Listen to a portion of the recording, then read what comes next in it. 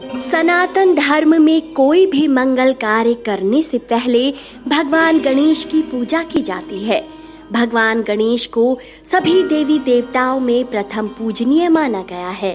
बुद्धि, बल और विवेक के देवता भगवान गणेश को प्रत्येक माह की चतुर्थी तिथि समर्पित होती है, जिसे संकष्टी चतुर्थी कहा जाता है। संकट को हरने वाली चतुर्थी संकष्टी चतुर्थी कहलाती है। इस साल संकष्टी चतुर्थी 19 मई गुरुवार को है। सूर्योदय के समय से लेकर चंद्रमा उदय होने के समय तक उपवास रखने का विधान है। चलिए जानते हैं संकष्टी चतुर्थी की तिथि और शुभ मुहूर्त।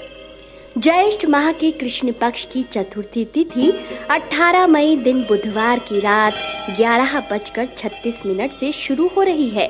वहीं इस तिथि का समापन अगले दिन गुरुवार को 8:23 पर होगा। ऐसे में उदया तिथि के आधार पर संकष्टी चतुर्थी व्रत एवं पूजा 19 मई को की जाएगी। शुभ मुहूर्त।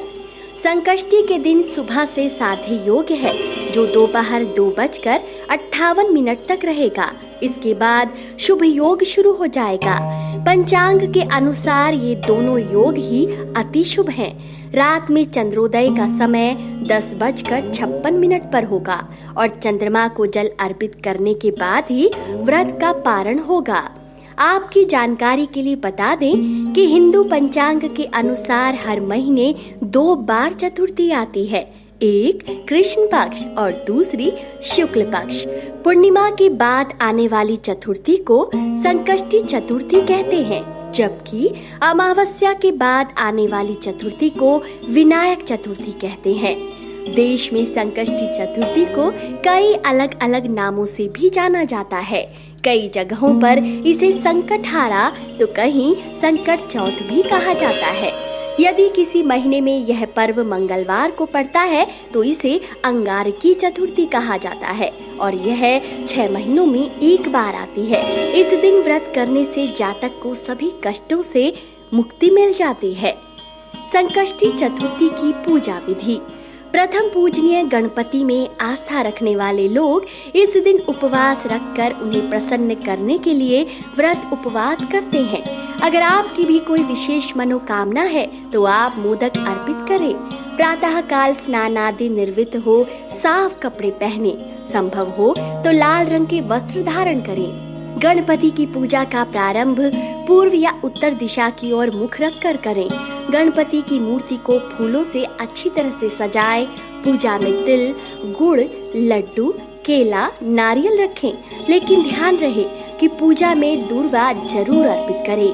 शाम के समय चांद के निकलने से पहले गणपति की पूजा करें और संकष्टी व्रत कथा का पाठ करें।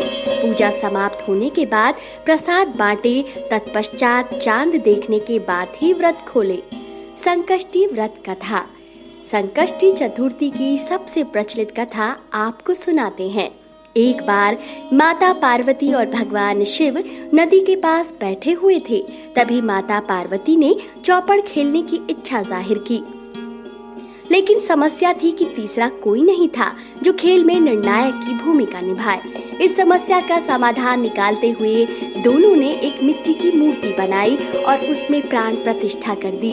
मिट्टी से बने बालक को यह आदेश हुआ कि अब तुम यह फैसला लेना कि कौन जीता और कौन हारा। खेल शुरू हुआ, जिसमें माता पार्वती बार बार भगवान शिव को मात देकर विजयी हो रही थी, लेकिन गलती से बालक ने माता पार्वती को हारा हुआ घोषित कर दिया। माता बहुत क्रोधित हुई और उन्होंने बालक को श्राप दे दिया। इस वजह से बालक लंगड़ा हो गया। बालक ने अपनी भूल के लिए माता से बहुत क्षमा मांगी, लेकिन माता ने कहा कि अब श्राप वापस तो नहीं हो सकता, लेकिन एक उपाय है। माता ने कहा कि संकष्टी वाले दिन पूजा करने कुछ कन्याएं आती हैं, तुम उनसे व्रत की विधि पूछकर व्रत रखना। बालक की सच्ची आराधना से भगवान गणेश प्रसन्न हुए और उससे इच्छा पूछी। बालक ने माता पार्वती और भगवान शिव के पास जाने की इच्छा जाहिर की।